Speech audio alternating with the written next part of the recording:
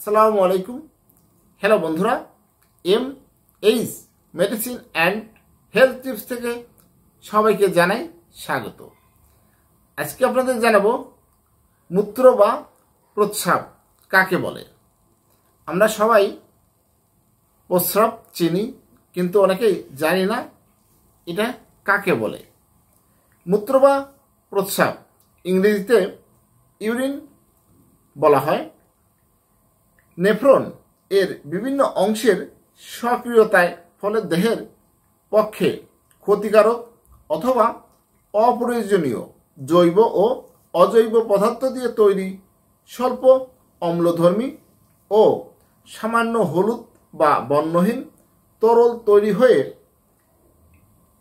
Ureter দিয়ে গিয়ে সাময়িকভাবে মূত্রাশয়ে সঞ্চিত হয় এবং পরে মূত্রনালী দিয়ে দেহের বাইরে নির্গত হওয়া থেকে মূত্র বলে।